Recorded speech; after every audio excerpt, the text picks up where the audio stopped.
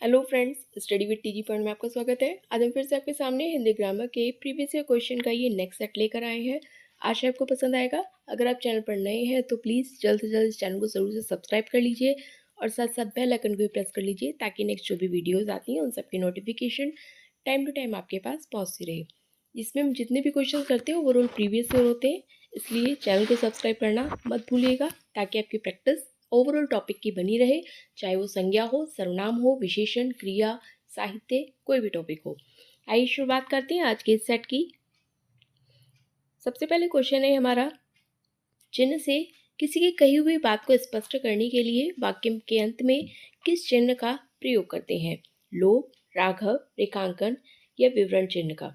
अगर हम कही हुई बात के लिए प्रयोग करते हैं, लोभ चिन्ह हमारा ये वाला होता है, लाघव जो कि ये वाला चिन्ह होता है, रेखांकन चिन्ह जो कि हमारा ये होता है और विवरण चिन्ह जो कि हमारा ये होता है। अगर हम देखें तो वाक्य के अंत में किस चिन्ह का प्रयोग करते हैं, तो किसी बात को कहने के लिए हम विवरण चिन्ह का प्रयोग करते हैं, इसलिए हमारा ऑप्शन यहाँ पर डी करेक्ट हो जाएगा। नेक्स्ट, हिंदी में मूल स्वर निम्न में से कौन से होते हैं? य, र, ल और व, श, श, स और ह, ई, उ, अ, ई, उ और री। अगर हम यह देखते हैं, मूल स्वर इन्हें ही हम ह्रस्व स्वर के नाम से भी जानते हैं। अब ह्रस्व स्वर की संख्या कितनी होती है? 4 होती है, जो कि अ, ई, उ और री होते हैं। य, र, ल, व जो कि अंतस्थ व्यंजन के अंतर्गत आते हैं। श, स, ह जो कि ऊष्म व्यंजन के अंतर्गत आते हैं। तो इसलिए हमारा ऑप्शन यहाँ पर मूल स्वर यानी कि ह्रस्व स्वर के साथ जाएगा, ऑप्शन नंबर डी, जो कि अ, ई, उ और री हो जाता है। नेक्स्ट, निम्न में से उचित शब्द का चयन करना है। औद्योगिक, औद्योगिक, औद्योगिक या उद्योगिक। तो यहाँ पर औद्योगिक कभी भी उ शब्द से प्रारंभ नहीं होता है। अगर हम देखते हैं औद्योगिक में तो बड़ी की मात्रा नहीं आती है, इसलिए हमारा ये ऑप्शन भी गलत हो जाता है। ऑप्शन नंबर बी, औद्योगिक will be correct answer. Next, मंगल शब्द में किस प्रकार की त्रुटि है? अनुनासिक, रेफ, नुक्ता या अनुस्वार। मंगल जो कि हम इस प्रकार से लिखते हैं, जहां पर हम किसका प्रयोग करते हैं? अनुस्वार का। तो हमारी जो त्रुटि हो जाएगी वो अनुस्वार की हो जाएगी। अनुस्वार हमें यहाँ पर लगाना है, जबकि हमारा एक क्या लगा हुआ है, इसे ये जो चिन्ह इस तरह से लगता है, ये नुक्ता होता है, यहाँ पर नुक्ता लगा हुआ है। तो इसलिए हमारा ऑप्शन यहाँ पर अनुस्वार हो जाएगा कि हमें इसमें अनुस्वार चाहिए, जबकि नुक्ता लगा हुआ है। रेफ क्या होता है? रे, रेफ, कर्म, इस तरह से क्रम या कर्म में हम जो प्रयोग करते हैं ये हमारे रेफ होते हैं। और अनुनासिक जो कि चंद्र बिंदु को कहा जाता है, इसलिए हमारा ऑप्शन यहाँ पर अनुस्वार के साथ जाएगा। नेक्स्ट, धनुर्बाण में किस तरह का समास है?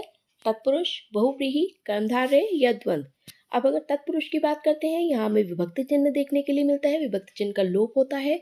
बहुव्रीहि जहाँ किसी तीसरे पद की हमें विशेषता का पता चलता है। कर्मधारय विशेषण और विशेष्य की प्रधानता होती है। और द्वंद्व में या तो योजक चिन्ह होता है या फिर और शब्द हमें देखने के लिए मिलता है। अगर हम धनुर्बाण को देखें तो धनु और बाण, धनुर और बाण ये दो अलग अलग शब्द हैं, तो हमें और शब्द अगर देखने के लिए मिलता है, ये योजक चिन्ह देखने के लिए मिलता है, तो हमारा option D will be correct answer, द्वंद्व समास। नेक्स्ट, दाहिना का तत्सम रूप क्या होगा? दाक्षिण्य, दक्षिण, दाहिना या दायां। तो दाहिना जो कि तत्सम रूप जो कि संस्कृत भाषा के शब्द होते हैं उन्हें तत्सम शब्द कहते हैं, और जिन संस्कृत शब्दों को हम बोलचाल की भाषा में प्रयोग में लाते हैं वे तद्भव शब्द होते हैं।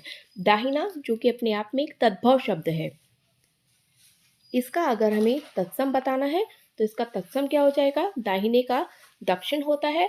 और अगर हम बाएं की बात करते हैं तो उसका होता है वाम। वाम जो कि किसका होता है? बाएं का, यानी कि दाहिना दक्षिण, बायां वाम।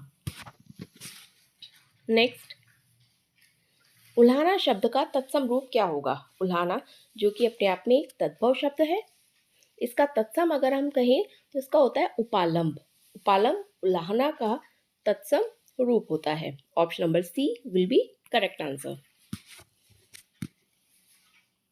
नेक्स्ट, भुलक्कड़ शब्द में किस प्रत्यय का प्रयोग किया गया है? भूल, अक्कड़, ड़ और भू। हमें पता है कि प्रत्यय जो कि किसी शब्द के अंत में आकर जुड़ते हैं वही प्रत्यय होते हैं। अब भुलक्कड़ शब्द में भूल तो नहीं होगा कि ये तो प्रारंभ में आ रहा है। अक्कड़ लिखते हैं, ड़ कोई प्रत्यय नहीं होता है क्योंकि हमें शब्द का विच्छेद करने के बाद दोनों ही शब्दों में किसी एक शब्द का अर्थ अवश्य होना चाहिए। भू यानी कि भू अगर हम लेते हैं तो लक्कड़ भी कुछ नहीं होता है, तो इसलिए ये ऑप्शन भी गलत हो जाएगा क्योंकि वैसे भी भू प्रारंभ का शब्द है। यहाँ पर ऑप्शन नंबर बी अक्कड़ ही करेक्ट होगा। भूल धन अक्कड़ ये भुलक्कड़ के अंतर्गत आता है। नेक्स्ट, रेखांकित चिन्ह कौन सा है? लोप सूचक, समाप्ति सूचक, टीका सूचक या स्थान सूचक? अगर हम कहें ये वाला चिन्ह तो ये आता है लोप सूचक के अंतर्गत, क्योंकि लोप सूचक चिन्ह ये वाला भी होता है और कहीं कहीं पर इस वाले चिन्ह का भी प्रयोग किया जाता है, तो इसलिए हमारा ऑप्शन जो कि हो जाएगा लोप सूचक चिन्ह के साथ। नेक्स्ट, रसिक प्रिया किसकी रचना है? रामचंद्र शुक्ल, रामधारी सिंह दिनकर, महावीर प्रसाद द्विवेदी और केशव दास। अगर हम कहें रसिक प्रिया की या हम कहें कवि प्रिया या हम कहें रामचंद्रिका या छंदमाला, ये सब किसकी रचनाएं हैं? ये सब जाती हैं केशव दास जी के साथ, तो इसलिए हमारा ऑप्शन यहाँ पर हो जाएगा टी करेक्ट। आपको हमें बताना है कि कमेंट बॉक्स में बताना है कि कठिन काव्य का पंथ किसे कहा जाता है? कठिन काव्य का प्रेत किसे कहा जाता है? ये आपको हमें कमेंट बॉक्स में बताना है। कठिन काव्य का प्रेत, ये बहुत बार प्रश्न को पूछा गया है, कठिन काव्य का प्रेत किसे कहा जाता है, तो इसलिए ये आपको हमें कमेंट बॉक्स में बताना है। नेक्स्ट, कनिष्का और मध्यमा के बीच की उंगली को क्या कहते हैं? तर्जनी, अनामिका, अंगूठा या कनिष्का? अगर हम कलाई की बात करते हैं, सपोज ये हमारी उंगलियां होती हैं और ये हमारा अंगूठा जाता है, तो यहाँ पर ये तो अंगूठा होता है,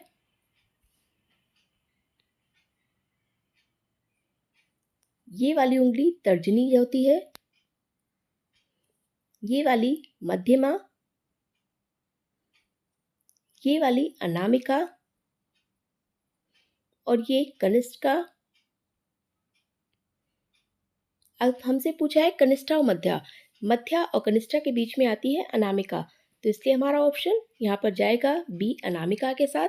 अनामिका जो कि कनिष्का और मध्या के बीच की उंगली को कहा जाता है। नेक्स्ट, आप उपसर्ग के लिए दिए हुए विकल्प में से किसके साथ प्रयोग हो सकता है? राम, रण, मान या जय? अगर हम अप उपसर्ग का प्रयोग करते हैं, अपराम नहीं होता, अपरण नहीं होता, अपमान हाँ हो सकता है और अपजय भी नहीं होता है, इसलिए हमारा ऑप्शन जो कि अपमान के साथ जाएगा। Option number C will be correct answer, अपमान।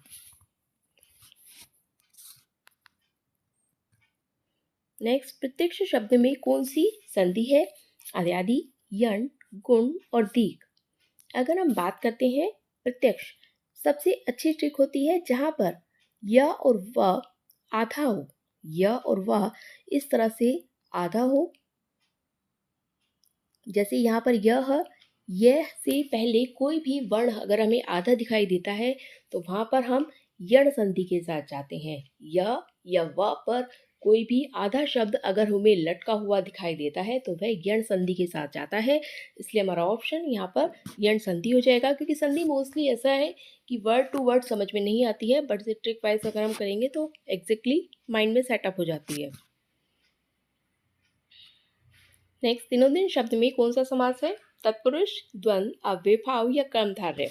अगर हम यहाँ देखते हैं दिनोदिन, हमें हर समय योजक चिन्ह देखकर ये द्वंद पर नहीं जाना है। अगर हम यहाँ योजक चिन्ह देखकर द्वंद कर देते हैं तो ये हमारा ऑप्शन गलत हो जाएगा। तत्पुरुष का क्योंकि हमें पता है विभक्ति चिन्ह है तो ये तो हमारा होने से रहा। कर्मधारय विशेषण और विशेष्य की प्रधानता होती है।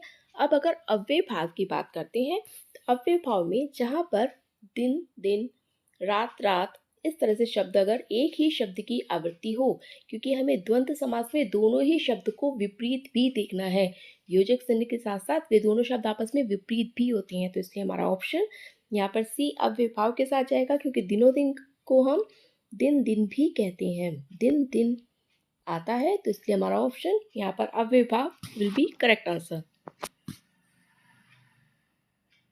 नेक्स्ट, आमलक शब्द का तद्भव रूप क्या होगा? आमलक जो कि अपने आप में एक तत्सम शब्द है, इसका तद्भव अगर हम देखते हैं, इसका तद्भव हो जाता है आम, आंवला, क्योंकि आम से आम पर नहीं जाना है, आमलक जो कि आंवले के लिए प्रयोग किया जाता है।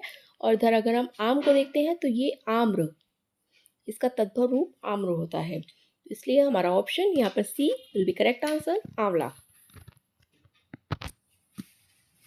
नेक्स्ट छाया है माथे पर आशीर्वाद सा, पंक्ति में प्रयुक्त अलंकार कौन सा होगा? श्लेष, अनुप्रास, उपमा या रूपक। अगर हम यह देखते हैं जहाँ पर हमें अलंकार में सा, सी, से, सम ये वाक्य शब्द हमें देखने के लिए मिलते हैं, तो वहाँ हमारा ऑप्शन जो कि रूपक अलंकार के साथ चला जाएगा, ऑप्शन नंबर डी रूपक अलंकार विल बी करेक्ट आंसर, क्योंकि सा, सी, से, सम जो कि तुलना के लिए प्रयोग किए जाते हैं और तुलना रूपक अलंकार में होती है। अब अगर हम देखते हैं अनुप्रास अलंकार में हमें पता है वर्ण की आवृत्ति होती है, उपमा में उपमे की उपमान को उपमा दी जाती है, तो इसलिए हमारा ऑप्शन यहाँ पर D will be correct answer. Next, इत्यादि शब्द में कौन सी संधि है? हम अभी ये करके आएंगे जहाँ पर य और व ट्रिक वाइज हमने करा है कि य और व इनके ऊपर हमें कोई भी आधा वर्ण लटका हुआ नजर आता है, तो वहाँ हमारा option A will be correct answer, यण संधि। नेक्स्ट, किसी वाक्य में संप्रदान कारक का सही प्रयोग हुआ है, किसमें हुआ है ये हमें बताना है। बच्चों के लिए मिठाई लाओ, हाथ से घड़ी गिर गई, हिमालय से गंगा निकलती है या आसमान का रंग नीला है। यहाँ पर हाथ से घड़ी गिर गई, एक चीज से दूसरे स्थान के लिए अलगाव होना जो कि इसके लिए अपादान के अंतर्गत आता है। हिमालय से गंगा निकलती है, गंगा का हिमालय से अलगाव हो रहा है। आसमान का रंग लीला है, यहाँ पे का हमें विभक्ति चिन्ह देखने के लिए मिलता है जो कि संप्रदान के अंतर्गत नहीं आता है, क्योंकि का के की रारेरी संबंध को दर्शाता है। यहाँ पर बच्चों के लिए जहाँ पर दान आदि के लिए या के लिए शब्द की विभक्ति चिन्ह का प्रयोग होता है वहाँ पर संप्रदान कारक होता है, तो हमारा ऑप्शन यहाँ पर A will be correct answer. Next, जानवर को पत्थर से मत मारो, रेखांकित पद का कारक बताना है हमें।